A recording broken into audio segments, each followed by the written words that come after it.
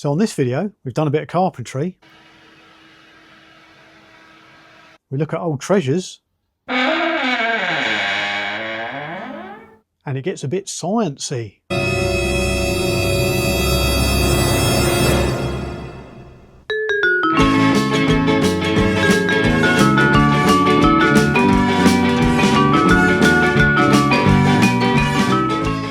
Hello, welcome to a sweaty Tweed's garage where it's currently 35 degrees plus. Yeah, we've tried to improve the situation. Got the door open, got the ceiling fan up that we rescued and have put up in the workshop. Unfortunately, it is so hot up there, it doesn't make the blindest bit of difference. It just goes around and looks good. So I've got another fan in the door, blowing cool air in to try and keep the temperature down. But yeah, I've turned it off for the moment, hence I'm starting to bead up with sweat, and I'll be putting that on in between shooting. But what we're going to be doing on this video is a bit of zinc plating. Yes, years ago, seems like years ago, I made some new screws for the cases for the BSA Bantam, turned these ones up, and they've been sitting there patiently waiting for me to get ready to plate them. And I think now is an opportune time because ideal plating temperatures, 30 degrees, 20 to 30 degrees, you know, yeah, up to 40 degrees. So yeah, we're only 5 degrees away. So I thought what I'll do is another chemistry lesson. Yeah, this is UK based, but yeah, simple things you can get hold of. And we're going to do a bit of zinc plating. So down to the bench and floor and see what chemicals we need to achieve this. Okay, down to the floor. So on my trusty bench, we've got some acetone for degreasing. Now, these are newly, well, yeah, when I turned them up, they were newly turned up steel screws waiting to be plated. So they're not rusty, they're nice and clean, just a bit of grease on them from where I turned them out. So we'll just degrease those. But if you were degreasing something older than that or grubbier than that, then I'd use some you know, degreaser, give them a good old degreasing and scrubbing first. What I am going to do is, if I can find it, I've cleaned it up. This stud here, it's one of the old Riley studs, I think, is a bit of a state, but we de-rusted this in a previous video. So I've just given it a polish up on the wire wheel. So what we'll do is give that a degreasing as well, and we'll give this a plating as well. Give this a, to see what an older piece of steel will do when it's in the plating tank. Okay, so there's that to do, all these new ones to do. So acetone for degreasing these, but as I said before, if they're greasier than that, you need a good old, you know, heavy duty degreaser to clean them up. And if they're rusty, de-rust them. As I said, previous video, I'll put a link in the description how to do your de-rusting. Similar sort of chemicals though, so acetone for degreasing, move that out of the way.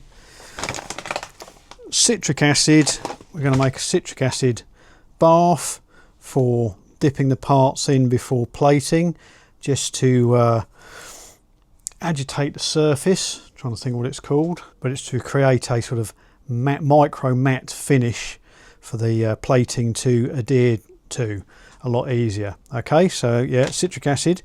And then for the plating bath, I'm going to use Epsom salts. This is to help the conductivity through the water. If you're using Epsom salts, don't lick your fingers like Jenkins, because Mrs. Tweed is still cleaning up the mess. Yeah, and then down here we've got white vinegar for our acid plating solution. That's the acid part of it, and then deionized water to make up the rest of the mix. So yeah, quite simple. Deionized water, white vinegar, Epsom salts for the plating tank, citric acid to treat the parts before plating, and then in this pot we'll have some deionized water just to rinse the parts between the citric acid and the plating tank. And then for a plating tank, we've got a copper conductor along the top. This is just a piece of off-cut copper tube, a couple of wires soldered at the end just to stop it sliding off of the side of the tub and dropping in. And then we've got our copper wires wrapped around our screws, and they just hang on the tube like that to aid conductivity through the parts. And then each side we've got a piece of zinc. Got this on eBay. In the States it's easier, you can get sort of sheets of roofing zinc sheeting. We don't seem to have it so much over here, but I only needed a little bit, so just got it off of Amazon. So a couple of zinc plates each side. That's our plating medium, and then we've just got our connections to connect it all up. So this is just a link between the two plates, so I can connect my connection from the power supply, and then the other side of the power supply goes on to the plating bar like so. And then over here we have our power supply. I've set it to 2 volts. We'll see how it goes through the plate in solution. Maximum of sort of 1.5 amps. Done a little search on Google, you know, gave it a rough length for the screws, how many screws, and it sort of worked out the surface area, gave me the amperage that should be required. So we'll see how that goes. You don't need a huge amount of amps, you don't need a huge amount of voltage. You can use, people use phone chargers, little 3-volt phone chargers. You can even use a couple of D 1.5 batteries together to give you 3 volts, and that will give you enough for plating. Because if you go too nuts, you can burn the plating. You know, you sort of get funny discoloration on your plating surfaces where it's sort of got too hot. So yeah, very small voltage required and a very low current. Okay, so what we'll do is get on with mixing up our solution in here. I've nicked Mrs. Tweed scales again, so we'll get the solution mixed up in the tank, because what I need to do in the tank is you need to generate a zinc solution. So I'll make the solution up, and then what we do is put a positive on one plate on one side, negative on the plate on the other side, and you get zinc transferring through the bath and getting into the solution, and you sort of soak the solution, you know, with zinc ions ready for plating your parts. It makes plating your parts a lot easier. So we will prep the bath before we start plating the screws. Okay, right, let's get on with that. Okay, we'll make up a litre first. So 600 millilitres distilled water, 400 of white vinegar,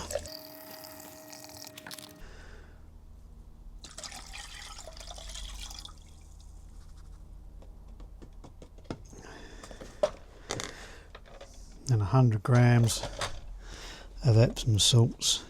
And don't lick your fingers, otherwise you'll be doing the old somersault joke. 100 grams. So it was 600 millilitres of water to 400 millilitres of vinegar.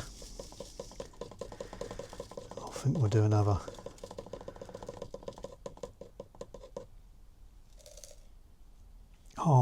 half litre, see how we get on. I think 2 litres would be too much. So as I said, this just helps conductivity of the electrical current through the solution. Okay, let's pop that out of the way, Jenkins. 300 of water.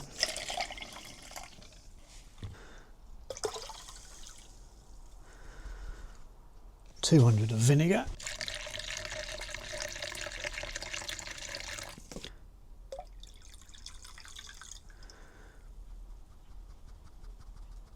Okay, I think we could afford the solution to be a little bit deeper so we cover all the screws. So I'll just quarter it down again. There we go. Solution's in there.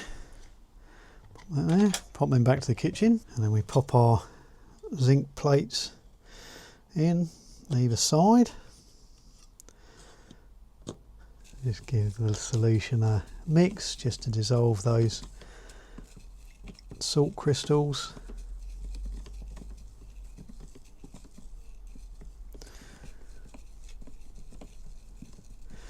Now if it's a cold workshop, it might pay to pop in a little fishing tank heater just to bring the temperature of the solution up a bit, but as most of you know, the temperature is quite sufficient for plating at the moment. And once this solution is all fully charged up and you've done a bit of plating in it, yeah, tip it in a container and store it away for the next time, so you don't have to make a fresh solution up next time. Okay, so these are our zinc plates. As you can see, actually it's cleaning them up already, the solution. So one each side, and then connect up our power supply, so positive on one side, negative on the other, and then what will happen is the zinc will be broken down from this one and attracted to this one over here, so we could swap over halfway through, so as to try and retain the zinc plates as much as possible before we start plating. So what we'll do then is fire up the old power supply, see how many amps it's drawing.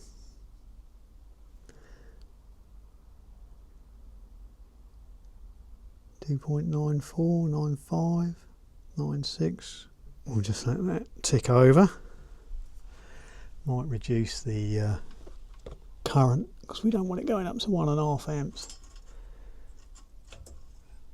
We'll leave it at that. And there we go, action already. The zinc plate starting to break down. And the other one is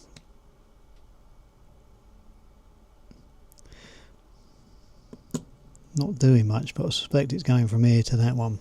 So we just leave that for a few hours and then our solution should be ready. So whilst we're waiting for the old zinc soup to do its work before plating, thought we'd talk about a couple of other little things. Went down to the Swanage Steam and Rail Fair the other week, if you saw my other video.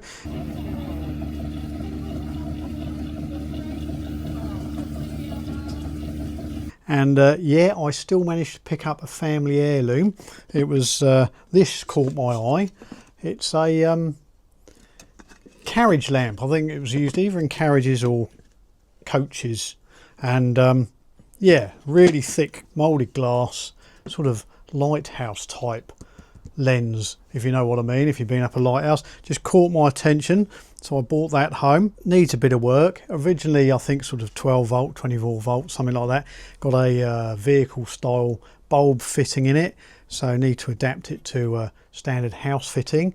Yeah, and it came with this sort of surround. I don't know if it's plaster or seems like fiberglass type of thing, you know, fiberglass resin type of thing. But yeah, I think these were made so they would fit, you know, up in the ceiling with not too large a rebate behind the light when they're in the carriages, up like that.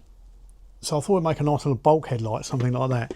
But yeah, that's not good enough to mount on the ceiling. I'd need to sort of cut a hole in the ceiling. So I have got some leftover plywood, not big enough that way, but I think I've got enough to glue loads of bits together and sort of laminate a load across, so, and then route it into shape so it looks like this but deeper, in multi-layer wood, which I thought would look quite nice, and give it a varnish and all that. And the wood that I use with this plywood down here on my hammer fixing for holding my hammers. I always struggle with the hammers in the drawer, always a nuisance because they're heavy at one end. Of course you chuck them all in the drawer and all the heavy ends at one end at the back of the drawer like that, and all the handles tip up, and when you try and open the drawers they all jam, so you spend half your time jiggling around down the side trying to get your drawer open. So I thought to thin the amount of hammers out in the drawer and the ones that I use the most, I made up this little holder that bolts to the side of this tool chest, as you can see, made out of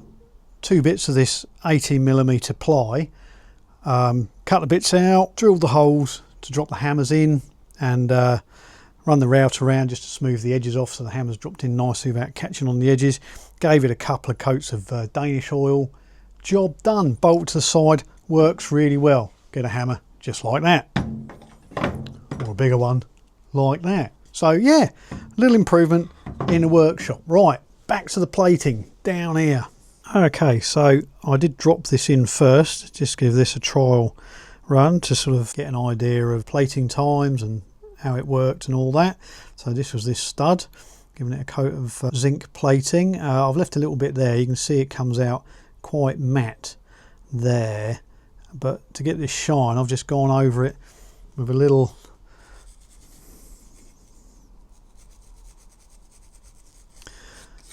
brass wire brush like that, and that just shines it up, takes that matte effect off of it, and that is good enough for what I want. Yeah, so it polishes it up quite nicely. I don't know if it changes with a steel one. Hang on. Yep, goes a bit brighter with a steel one. Just got to be a bit careful not to remove what you've put on there. But there you go, gives a nice zinc finish on there, which will do for my screws quite nicely. Yeah, and you see you've got a good coating on the copper wire there as well.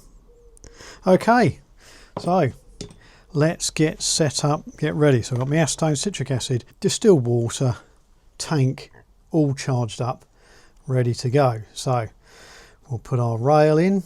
This is to hang the screws on. Just make sure it's not going to fall into the tank. Okay, negative to the parts, positive to the plates.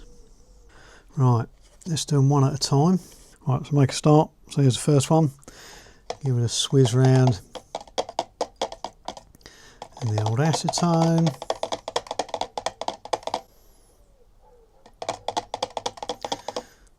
Actually, we can turn the power on our power supply, because it won't do anything until the first screw drops in there to start the circuit. Okay, should be degreased enough. Put the lid on that, let it sort of dry, air dry, drip dry. Then swizz it round in the acid for about 15-30 seconds.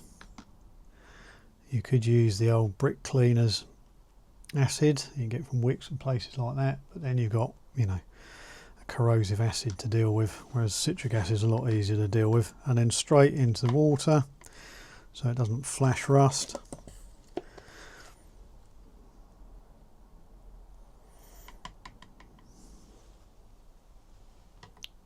And then straight from there into the tank, like so. You can see it fizzing along quite nicely. Here we go, first one in. I'll just keep doing that.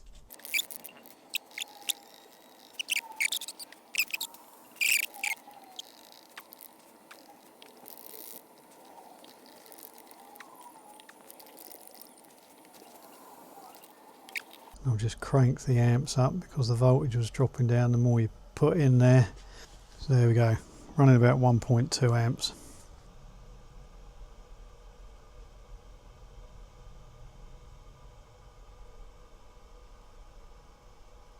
Okay, we'll just let that do its thing. Move the plates around a bit.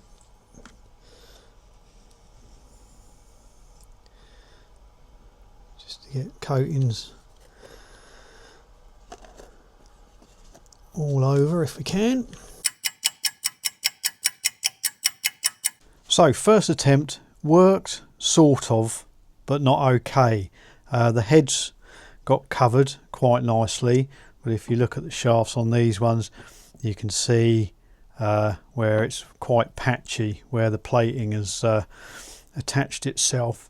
So I stopped the process, I reversed the polarity, and then just sort of sucked off the plating that had gone on there, or as much as I could. Didn't take very long, and I put them all through the rotary wire brush, gave them a good wire brushing, popped them in the acetone, left them to have a good old soak in the acetone, gave them a bit of a brushing off in there, then put them back in the citric acid, left them for a bit longer in the citric acid. I couldn't find my little heater, not everybody's got a heater, so I left them in for about 9 minutes in the citric acid. You don't want to over leave them in there.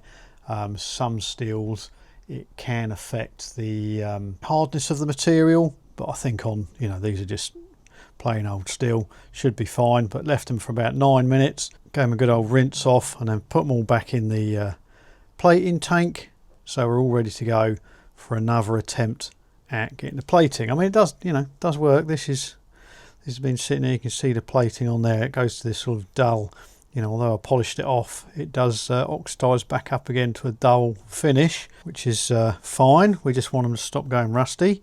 So put the polarity the correct way round again, negative to the parts, positive to the plates, hit the button, and off we go. Bubble, bubble, toil and trouble. Right, let's see how this works. So solution's bubbling away quite nicely. I'm just agitating it occasionally with the end of a plastic paintbrush. You can use a little aquarium air pump to move the solution around, but I haven't got one. Not everybody has, so yeah, we'll just see if we can do it like this. And what I will do, what I have been doing, is moving the plates around in the solution just to give all the screws an even chance of getting a good coating from the plating solution. We'll just sit that in there and come back to you in a little while. It's bubbling away nicely. But you can see closer it is to the anodes, the more vicious the process. Okay, that's long enough for cooking, so let's turn it off and see how it went this time.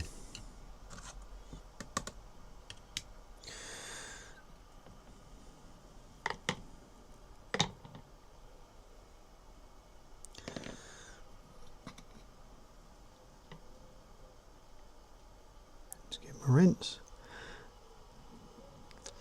Yeah, they've coated better.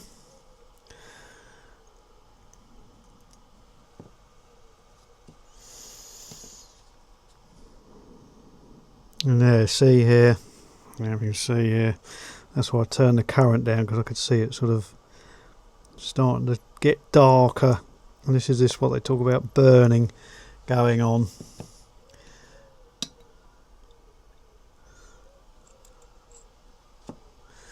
But yeah, they got a nice grey finish to them. This one just didn't want to. This one just didn't. Don't know what happened with this one. This one was in the middle. Maybe poor contacts. I might stick that in on the next batch. So we'll leave that in there. Down the end, I'll give this rail a clean as well. Yeah, that one's all right.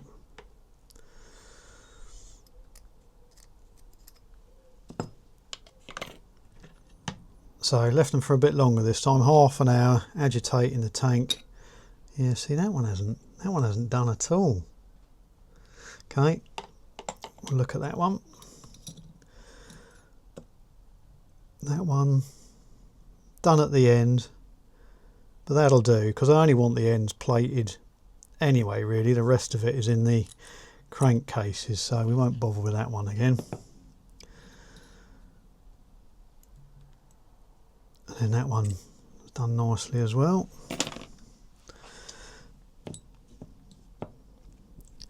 So yeah, so they're done, they're plated nicely. If they all come out like that, that'd be really good. So we might try maybe some thinner wire, better connections. Yeah, that's weird. Anyway, so let's just see if that buffs up nicely. Just give it a light buff with the old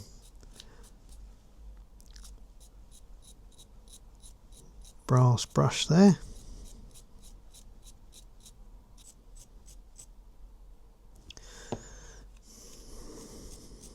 See if this one polishes up a bit. Yep, even that sort of darker area shines up nicely. So you can get brighteners, or you can put sugar in your tank mix, and the sugar helps reduce the size of the crystal structure, so it comes out, shinier. Unfortunately, it can make the plating mixture go a bit sticky and unpleasant. You can use corn syrup as well. In fact, it's probably the only use it should really be used for. You shouldn't be bloody eating that stuff. Yeah, but just a light going over a brass wire brush just brings them up to a nice protective sheen to be installed on the bike. But what I will do, I've got another batch to do, so we'll play around with our connections. As you can see here, let's take that one off, stick it in the water for now. You know, you can see where the electrical contacts are being made, and this is starting to get a bit tarnished, so we'll clean that up and hang stuff on there again. There we go, zinc plating in the workshop.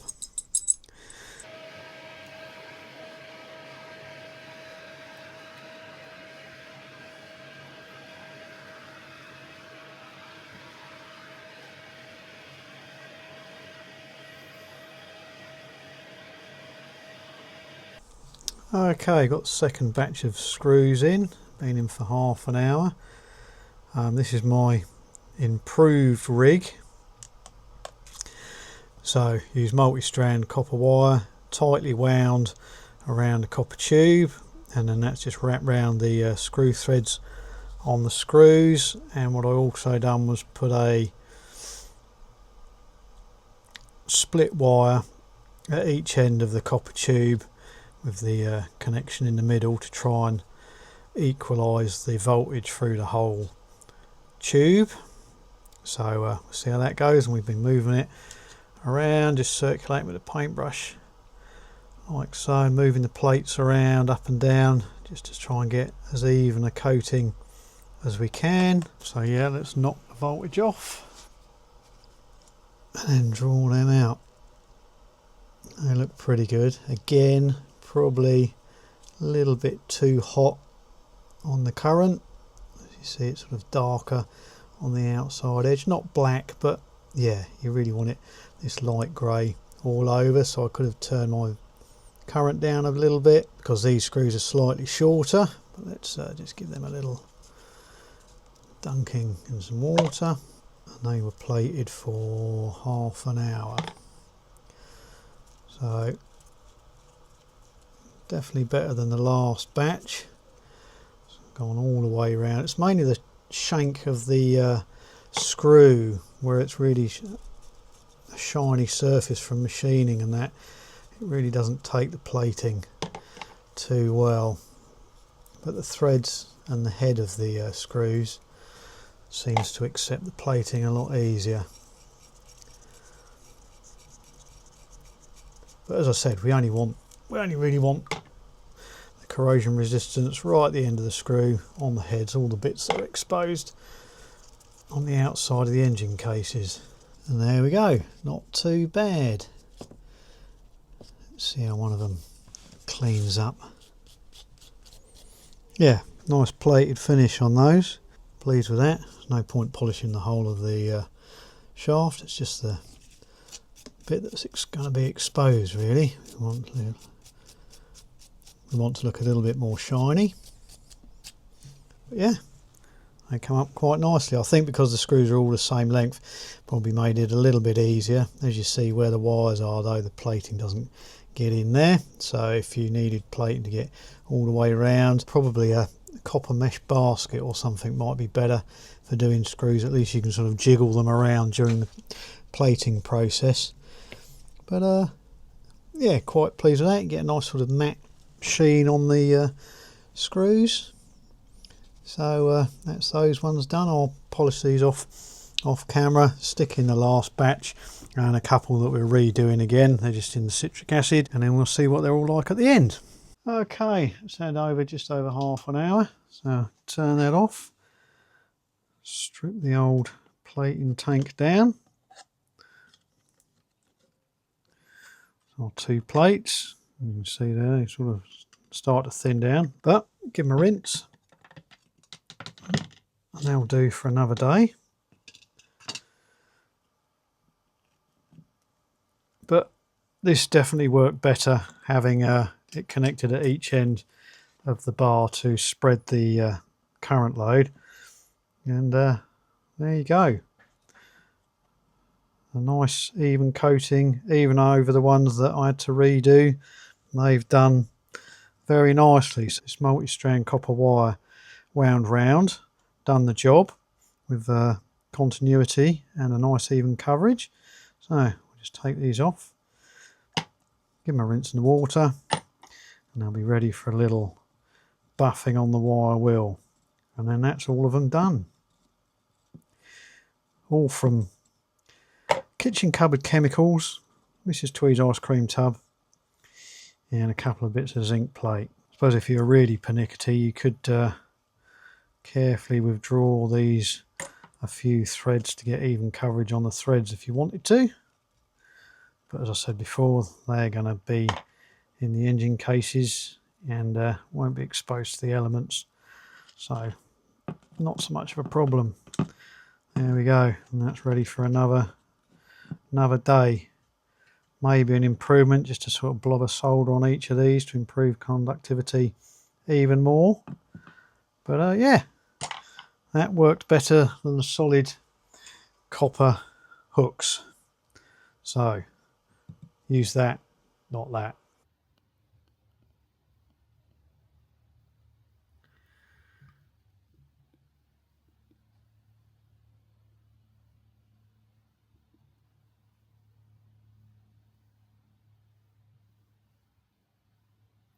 So there you go, that's zinc plating in the home workshop, and yeah, really pleased with the results.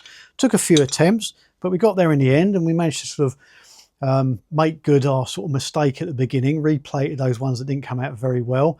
It was easy enough just to reverse the polarity, take some of the plating off, and then just go through the process again, and they come out really well. Other improvements were these twisted wires on the copper tube, because they grip a lot tighter than just hanging copper wire hooks on, and yeah, that made for a better quality plating. And as I said, you could always, you know, put a blob of solder on these just to increase it even more, but then you've got the trouble of, you know, if you want to change them, you need to sort of cut them off and redo them. So the other way maybe would be put little self tappers at the top so you can sort of change your dangly wires if you needed to. And then the other thing that really improved the plating was just keep the solution moving around. So if I'd done it again, I'd get, you know, the cheapest little aerating fish tank pump I could get, just to drop it in there, just to keep the solution and the zinc ions, you know, moving around nicely. Yeah, sort of moving that around with a paintbrush made a lot of difference. So yeah, a lot more even plating coverage, and turned out some really pleasing results. So just to sort of summarise and go over the amount, so you don't have to go back watch the rest of the video. So to make up a litre of plating solution, you know, if you need more, just you know, double it, half it, whatever. So for a litre of plating solution, it's 600 millilitres deionised water, 400 millilitres of white distilled vinegar, and then 100 grams of Epsom salts for your conductivity through the solution. Yeah, just don't lick your fingers afterwards. And for the citric acid, so this is like half a litre. To make up half a litre is just sort of 20 to 50 grams of citric acid crystals mixed into, you know, 500 millilitres of distilled water. And like I said, if you need more, make a bigger amount, you know, work it from there. And then the voltages I was using about 2.1 volts on the variable power supply, and was using about 1.3 amps. That will change depending on the size of the parts you're plating. There are calculators online that can work that out for you. But, you know, another way is when you're watching the item in the plating tank, you know, if it's bubbling really furiously, you've got your current set too high, and then vice versa. If it's not doing a lot, then you might need to sort of up the current a little bit. So you can sort of, you know, you can sort of play with it that way. Time in the plating tank, I was doing it for about half an hour, was a sort of good amount of time.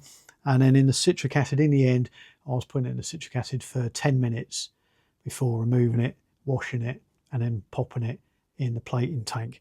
Okay, so there you go. I hope you found that useful. Yeah, I'll be using it a lot more, I think, around the workshop, and yeah, if we're sort of doing up some of the other motorbikes, might be handy for doing some of those pieces that are really rusty. It works really well, I must admit, on de-rusted, you know, old bolts and that took the plating really well. So yeah, if you wanted to do the de-rusting, I'll put a link in the video below. You can go back and find my rust eating solution, so you can do that first and then plate your bits afterwards. Yeah, all right, so there you go. I hope you liked the video. If you did, give us a little like, hit subscribe and all that. And if you want to help the channel, I haven't asked before, but a couple of you reached out and very kindly made a donation to Mr. Tweed's tea break fund, which I've set up, which is in a link down below, a little PayPal link down below. So if you sort of found anything useful, or you enjoy the videos, you just want to help, you know, help out, show your appreciation, you know, anything, much appreciated. Don't have to do it, not asking you to. We're British, we don't like asking that kind of stuff, but it all helps out. And yeah, like I say, much appreciated. All right, so on that bombshell, I'll leave you to it. All right, cheerio. Yeah, I know, Jenkins. Sherbet fountains ain't getting any cheaper. So this multi-strand copper wire round wound. This multi-strand copper wire round wound. This multi-strand copper wire round.